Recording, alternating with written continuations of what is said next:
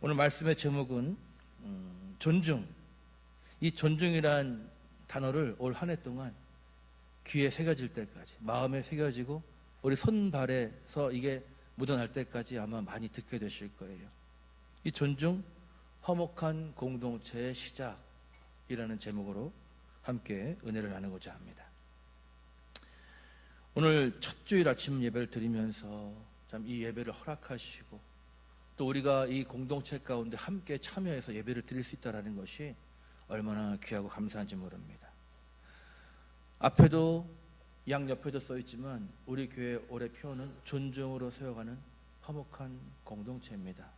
존중으로 세워가는 화목한 공동체. 이 표어를 가슴에 품고 출발하죠. 오늘 우리가 함께 봉독한 창세기에 나오는 이 하나님께서 천지 창조를 하신 후에 맨 마지막에 하셨던 그 마침표와 같은 뭐죠? 에덴 동산을 만드시고 그 에덴 동산의 원형을 보면 그것은 단순한 낙원이 아니라 서로에 대한 깊은 존중과 신뢰가 흐르는 그런 화목한 공동체였다라는 것이죠. 오늘 새해 첫 주일 아침에 성경의 첫 장인 창세기 말씀을 통해서 하나님께서 창조하신 우리의 본질, 그리고 우리가 타락하기 이전에, 그리고 우리가 회복해야 할 공동체의 모습이 무엇인지 그것을 함께 나누면서 은혜를 받고자 합니다. 우리가 이런 화목의 길로 나가기 위해서 가장 먼저 깨달아야 될 진리가 무엇이냐? 첫째로는 혼자 있는 것의 한계를 인정할 때 비로소 존중이 시작된다라고 하는 거예요. 오늘 여러분 그 창세기를 읽으면서 결혼식인가? 이런 말 생각하셨을지도 몰라요. 아담과 하와 얘기하면서 둘이 함께 거하는 것에 대해서 또 벌거벗었고 이런 얘기 나오잖아요. 여러분 창세기에서 하나님은 모든 창조물을 보시고 좋았다라고 하셨거든요. 그런데 좋지 않다라고 한 게 하나 있어요. 그게 뭐예요?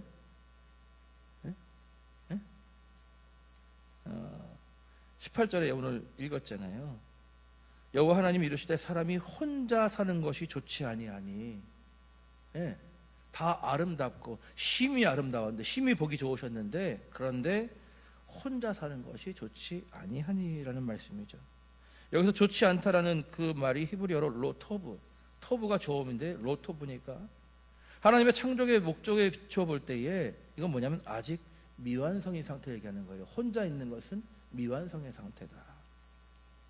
여러분 전도서 4장 9절과 10절에 보면은요, 두 사람이 한 사람보다 나음은 그들이 수고함으로 좋은 상을 얻을 것임이라. 혹시 그들이 넘어지면 하나가 그 동물을 붙들어 일으키려니와 홀로 있어 넘어지고 붙들어 일으킬 자가 없는 자에게는 화가 있으리라 말씀하고 있습니다. 그러니까 혼자보다 둘이 얼마나 좋으냐 이거예요. 창세기에 담긴 하나님의 마음이 무엇입니까? 사람이 혼자 사는 것이 좋지 않다. 그것이 왜 위험하고 부족한지를 우리는 전도서의 말씀을 통해서 성경의 말씀을 성경의 말씀으로 이해할 수 있는 것이죠. 하나님은요, 우리 사람을 홀로 완벽한 존재가 아니라 서로가 있어야만 온전해지는 관계적 존재로 지으셨다라고 하는 거예요. 관계적 존재. 하나님만 바라보고 나와서 정말 하나님만 보고 돌아가서 만족하십니까?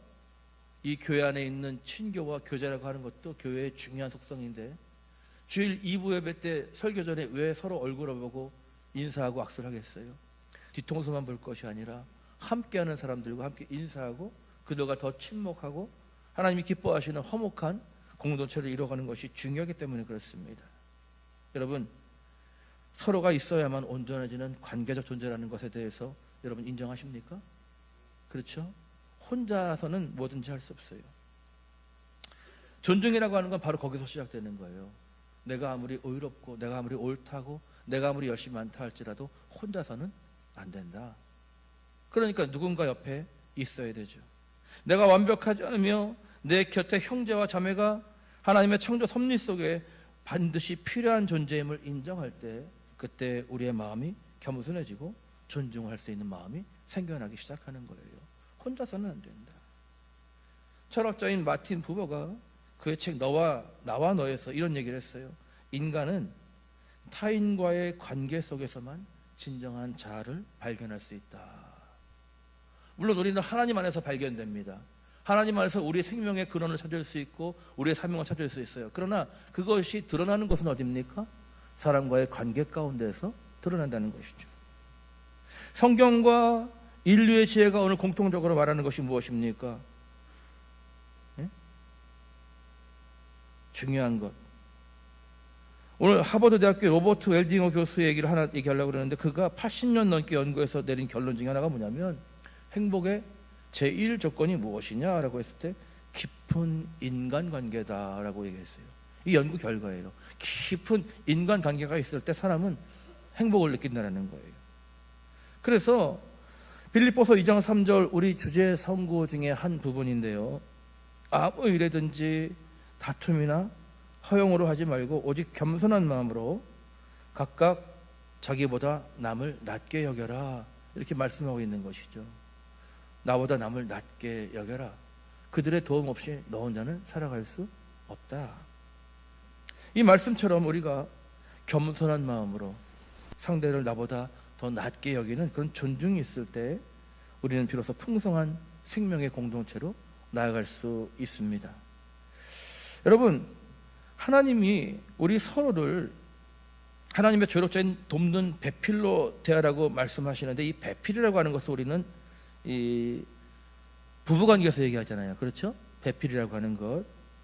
근데 이 오늘 그 창세기 2장 18절에 나오는 내가 그를 위하여 돕는 배필을 지으리라 하나님 말씀하셨는데, 그 배필을 뜻하는 것이 히브리어로 에제르 켄네그도라고 하는 것인데, 이 의미는요, 에제르라고 하는 것인데 결코 보조적이거나 열등한 존재를 나타내는 건 아니에요. 그러니까 돕는 배필이라고 했잖아요. 도우려면 열등하면 돕기 쉽지 않죠. 그러니까 나보다 낮게 여기라는 말씀이 여기에 적용이 되는 거죠. 여러분, 시편 121편 1절과 2절에 보면 내가 산을 향하여 눈을 돌리라 나의 도움이 어디서 올까? 나의 도움은 천지를 지으신 여호와께서로다, 이런 말씀이 있어요. 그런데 이 도움이라고 하는 거, 여기서의 도움, 이 도움이 바로 아까 뭐예요? 배필을 뜻하는 그 에제르라고 하는 같은 동사라고 하는 거예요. 그러니까 하나님이 우리를 도우실 때 사용되는 이 단어가 내 곁에 성도를 가리키는 용어로 쓰였다는 사실이 우리에게 깨닫게 하는 바가 있죠. 배필이라는 것이 내 옆에 있는 이 성경의 원어가 남편이나 아내만이 아니라 하나님이 나를 도우시는 것처럼 그렇게 돕는 자로 내 옆에 붙여준 사람들을 배필이라고 표현을 하는 것이구나. 그 원어에서는요, 우리는 배필을, 한국말은 물론 부부를 얘기하지만 이 원어의 뜻은 그렇다라고 하는 거예요. 도움을 주는 동역자를 얘기한다는 것이죠. 다시 말하면 내 옆에 성도는 내가 마음대로 부리는 존재가 아니라 하나님이 나를 돕기 위해서 파견하신 거룩한 조력자다. 그래서 이 존중이라고 하는 것은 뭐냐면 그 거룩한 조력자, 하나님 나를 위해서 보내신 그 상대방을 하나님의 대리자로서 대우하는 거예요. 네? 그 사람을 통해서 나를 일깨우시고 배우게 하시고 가르쳐주고 도와주게 하는, 돕는 사람으로 보내주셨다는 것이죠. 그래서 갈라디아서 6장 2절에 보니까 너희가 짐을 서로 지라, 함께 질 수 있는, 함께 짐을 질 수 있는 동역자로 보내주셨다는 것이죠. 그리하여 그리스도의 법을 성취하라 말씀하고 계시잖아요. 그러니까 서로의 짐을 나누어지는 이 도움, 에제르의 삶이 곧 화목의 열매를 맺는 길이라는 것입니다. 오늘 좀 문장이 딱딱하네요. 그런데 이해는 되시죠? 예. 하나님이 우리를 도우시는 그 도움이라고 하는 그 도움을 하나님만이 아니라 우리 옆에 있는 동역자들을 보내셔서 돕게 하신다는 것입니다. 그래서 그들을 우리가 존중해야 된다라는 말씀을 드리고 있는 거예요. 미국 캘리포니아 레드우드 숲이 있어요. 그 레드우드 나무들이 있는데 이 나무들이 100m가 넘게 자라는 나무들이라고 해요. 그 사진을 제가 못 보내드렸네요. 찾아놓고. 엄청난 그 두께의 나무가 있는데, 근데 뿌리는 실제로는 2-3m밖에 안 돼서 그 크기에 비해서 너무나 기초가 부족한 얕은 나무들이죠. 그런데 그 나무들이 거센 태풍을 견뎌내는 방법이 뭐냐면 이 얕은 뿌리지만 옆에 있는 나무들과 단단하게 뿌리가 얽혀 있다라고 하는 거예요. 아무리 큰 나무라도 크기 때문에 그 바람을 더 정면으로 맞게 되고 아무리 크다 할지라도 넘어질 수밖에 없는 것인데 그 100m에 비해서 거의 100분의 1밖에 안 되는 2, 3m의 그 뿌리들이 옆에 나무들과 강하게 서로를 얽어매고 있음으로 인해서 태풍을 견뎌낸다는 것이죠. 이게 오늘 성경이 말하는 도움, 그 에제르의 원리인 것입니다. 우리 옆에 있는 주제성경을 보시면 4절에 이런 말씀이 나오죠. 각기 자기보다 남을 낮게 여기고 각각 자기 일을 돌볼 뿐더러 또한 각각 다른 사람들의 일을 돌보아 나의 기쁨을 충만하게 하라. 네. 서로에게 도움이 되어줄 때 나도 잘 자라야 되지만 나 혼자 가는 것이 아니라 서로를 돌아보면서 서로의 일을 돌아볼 때에 그렇게 하나님의 도움이 되어줄 때 우리 안에 깨어졌던 이 에덴 동산의 그 화목이 다시 살아나게 될 줄 믿습니다. 옆에 있는 분 한번 돌아보십시오. 나를 도와줄 만하게 생겼는가? 안 생겼으면 더 기뻐하세요. 내가 도와줘야 되겠구나. 그죠? 사람들은 도움이 되는 사람들을 좋아해요. 도움 안 되는 사람을 별로 안 좋아하잖아요. 그죠? 그럼 내가 옆에 사람 보니까 도움받을 거 없어 보이니까 그럼 무시하기 시작하거든요. 세상에서는. 근데 우리는 그렇지 않아요. 내가 도움받을 게 없어. 그럼 내가 도와줘야 되겠구나. 이게 오늘 이 에제르의 마음인 거예요. 그를 돕는 배필이 되어줘야 된다라고 하는 것이죠. 그렇게 서로를 향한 존중이 깊어질 때 우리는 부끄러움이 없는 그런 공동체로 나아갈 수 있는 것입니다. 여러분, 에덴 동산에서 가장 그 아름다운 그 에덴의 절정이라고 할 수 있는 부분을 뭐라고 생각하십니까? 오늘 25절에 보면 에덴의 상태를 이렇게 표현하죠. 아담과 그의 아내 두 사람이 벌거벗었으나 부끄러워하지 아니하니라. 여기서 부끄러워하다라는 말은 수치심을 느끼거나 실망하는 상태를 이야기하는 거예요. 저희 집도 에덴 동산 같았어요. 아이들이 태어나서 어릴 때 아빠든 엄마든 빨개 벗고 같이 목욕했어요. 애들 씻겨주고. 그런데 지금은 그렇게 못하죠. 에덴 동산이었지만 부끄러움을 알게 되면서부터 우리는 그 천국 같은 에덴 같은 것을 잃어버리지 않습니까? 동물들은 아직도 그렇게 살아가는 것 같아요. 부끄러움 없이. 우리가 선악과를 먹음으로 인해서 부끄러움을 알게 되었고 그때 벗은 것을 보게 되었고 그것으로부터 인해서 우리가 이제 죄에 대한 인식을 갖게 되는 거잖아요. 정말 부끄러워하지 않았다는 것이 무엇이냐? 서로의 허물과 연약함을 있는 그대로 받아들여도 정죄당하거나 판단받지 않는 완벽한 신뢰와 존중의 상태, 그것을 얘기하는 거예요.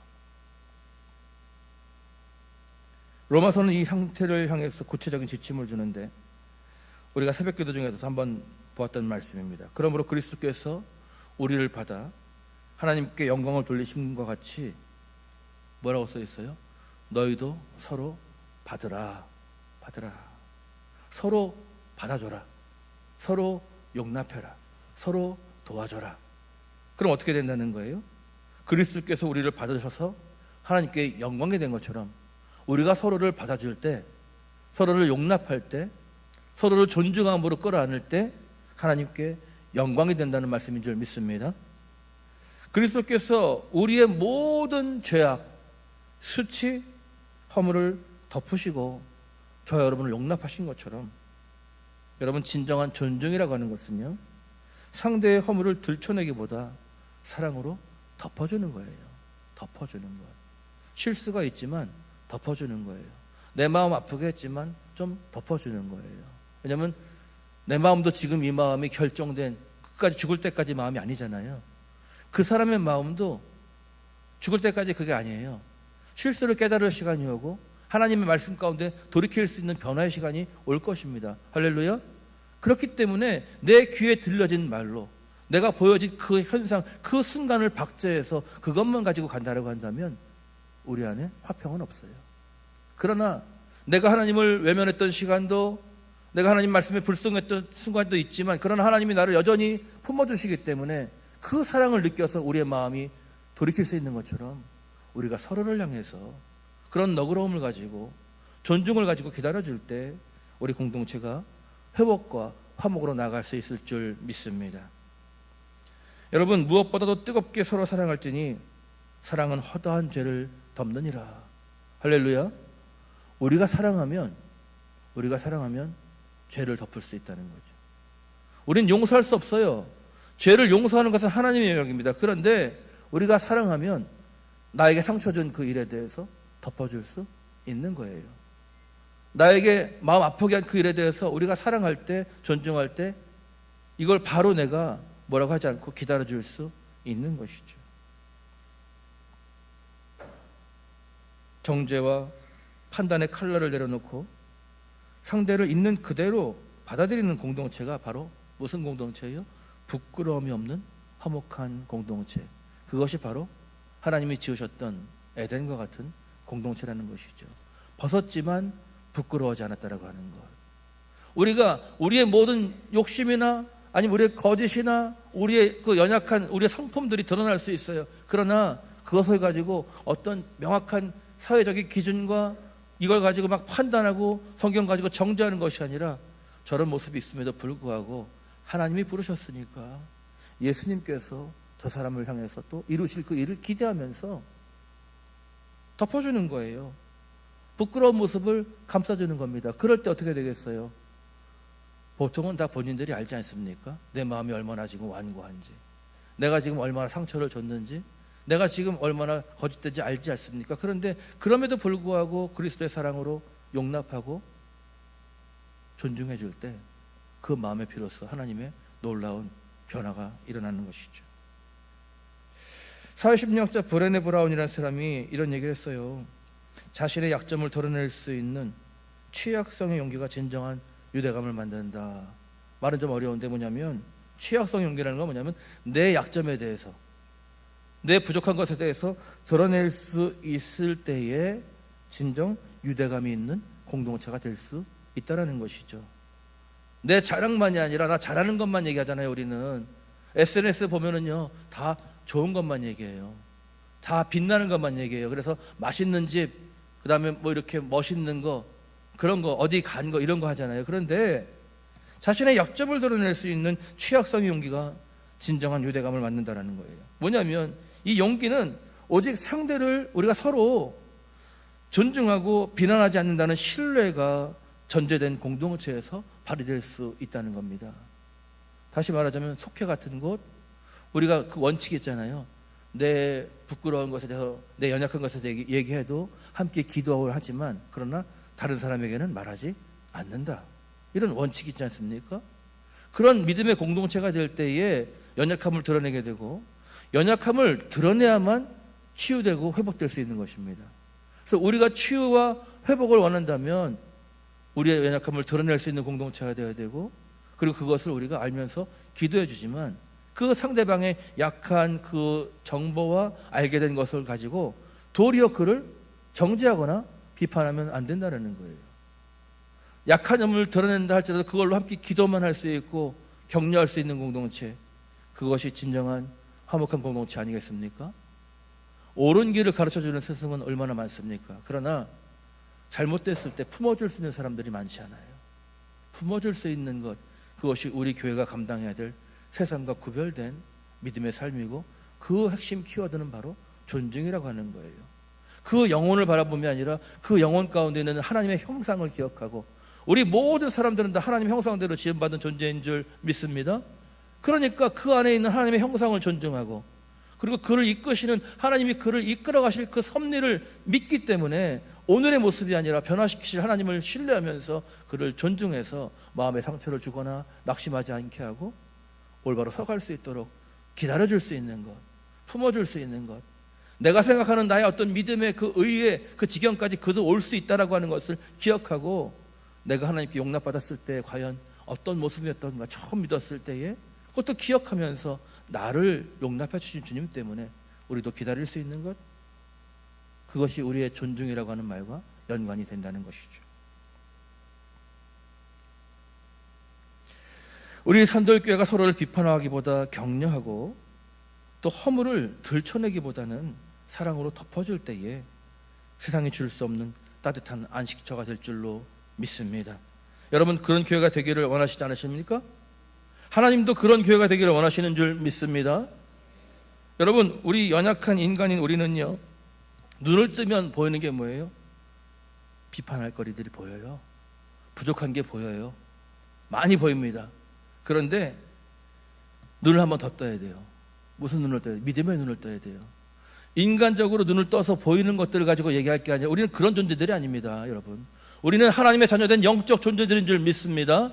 그렇다면 우리는 인간의 눈을 떠서 바라보는 것을 갖고 얘기할 것이 아니라 영적인 눈을 떠서 하나님의 일을 바라보면서 영적인 믿음의 눈으로 바라보면은요, 비판할 것들이 아니라 그 모든 것들이 다 무엇입니까? 사랑할 것들 뿐입니다. 그리고 감사할 것들 뿐이에요.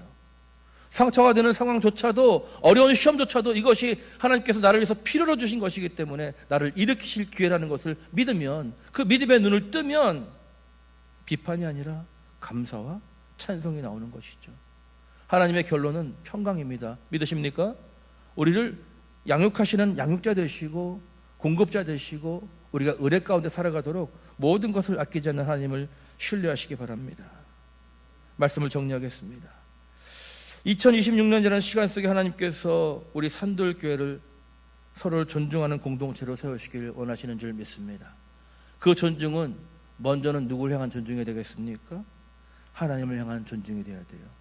사람과 사람 사이에 시시비비를 가릴 것이 아니라 내가 하나님을 존중하는 자가 될 때에 하나님의 말씀, 예수 그리스도의 명령, 그리고 우리와 함께 하시는 성령님의 감동을 존중할 때에 우리는 자연스럽게 옆에 있는 성도들을 존중하는 자가 되고 나아가 세상을 존중하는 그리스도인이 되는 것입니다. 할렐루야.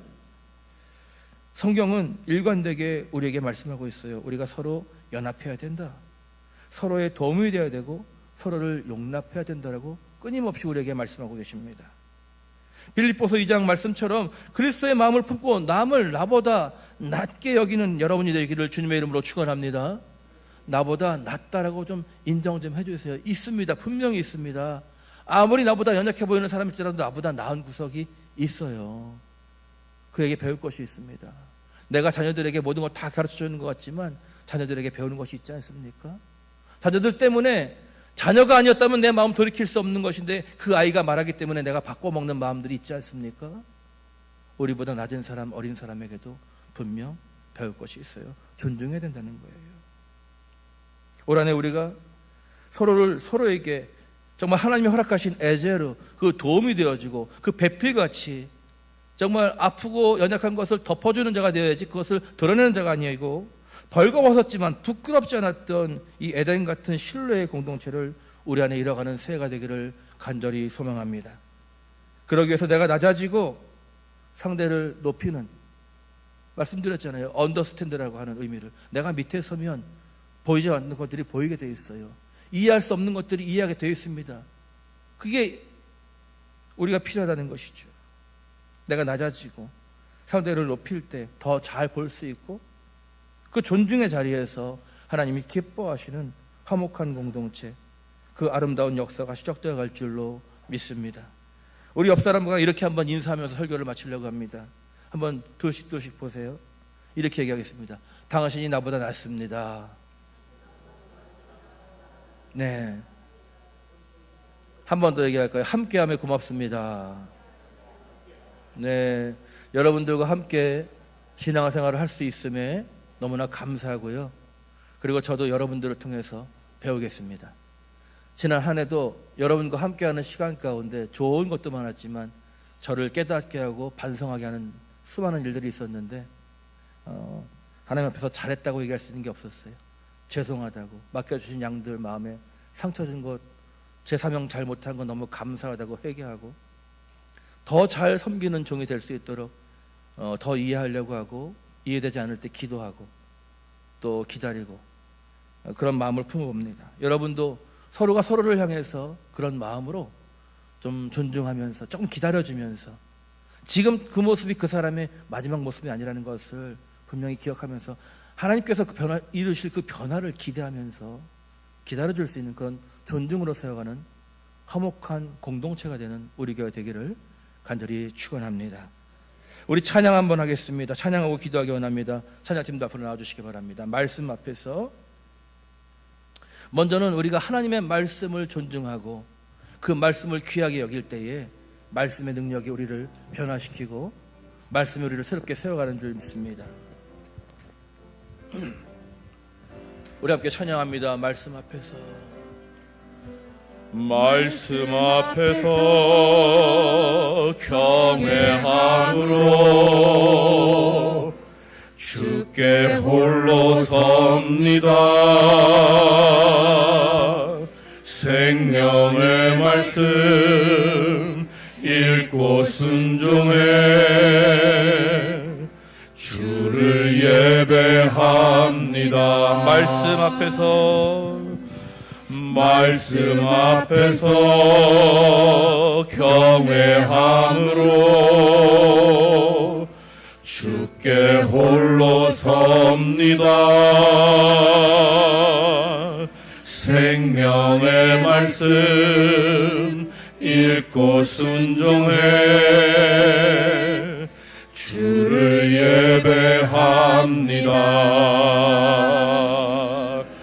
기록된 말씀 힘이 있어서 진리로 우리를 거룩해 하며 거룩한 말씀 세세 영원히 복음이 되어 말씀하시네.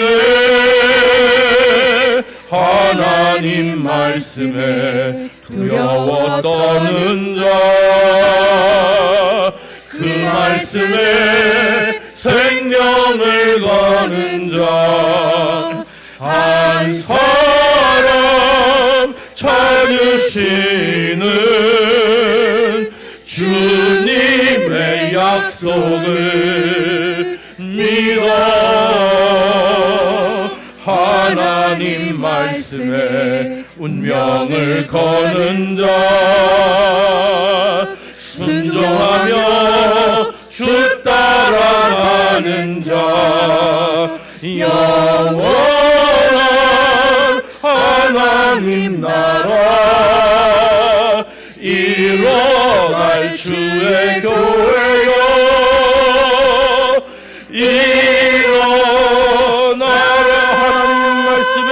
하나님 말씀에 두려워 떠는 자, 그 말씀에 생명을 거는 자, 한 사람 찾으시는 주님의 약속을 믿어 하나님 말씀에 운명을 거는 자, 순종하며 주 따라가는 자, 영원한 하나님 나라 일어날 주의 교회여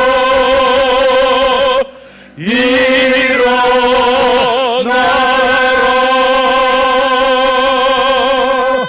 우리 함께 기도하기 원합니다. 앞에 있는 기도 제목을 참고하시기 바라고요. 하나님, 홀로 완벽할 수 없는 우리의 한계를 인정하게 하소서. 우리 옆에 있는 성도들을 하나님의 선물로 여기며 나보다 남을 낮게 여기는 존중의 마음을 우리 안에 가득 부어주옵소서. 우리가 서로가 서로에게 보내신 하나님의 조력자임을 깨닫게 하시고 서로의 짐을 나누어지면서 그리스도의 법을 성취하고 배필로서 서로 화합하는 벗은 것을 부끄러워하지 않을 수 있는 아름다운 공동체가 되게 해주시옵소서. 에덴의 신뢰를 회복하게 하시고 비판보다 사랑으로 허물을 덮고 정죄 없는 안식처를 만들어서 이 화목한 교회 역사를 써나가는 2026년 한 해가 될 수 있도록 도와주옵소서. 우리 함께 통성으로 주님 한번 주여 한번 부르고 기도하겠습니다. 주여.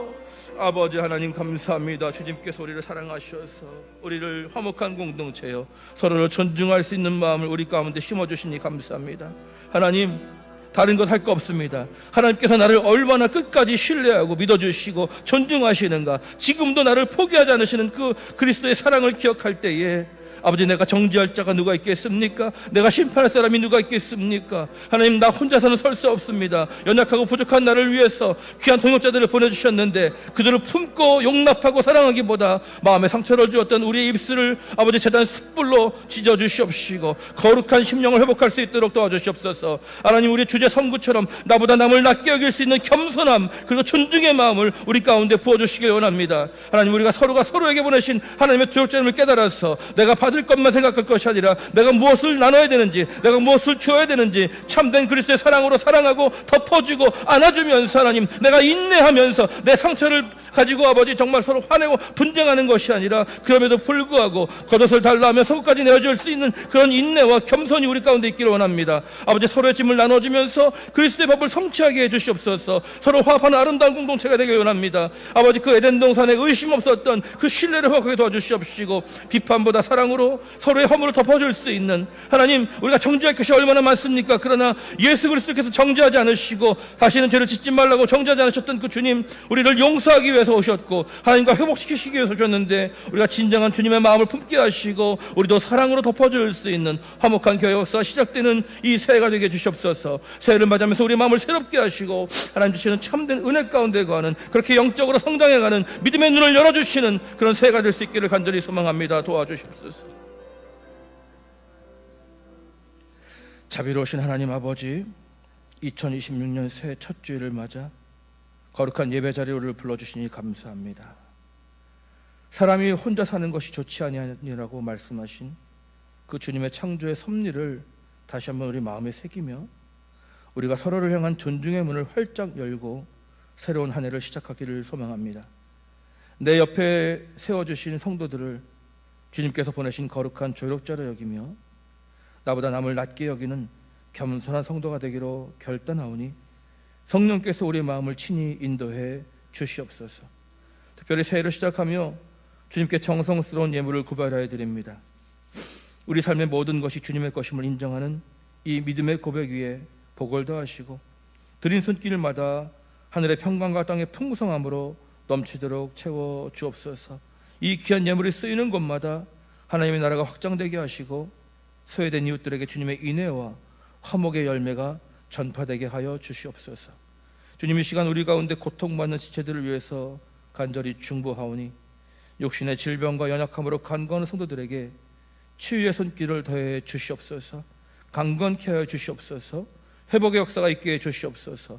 우리가 함께 그리스도의 이름으로 기도하는 기도의 능력이 나타나는 새해가 되게 해 주시옵소서.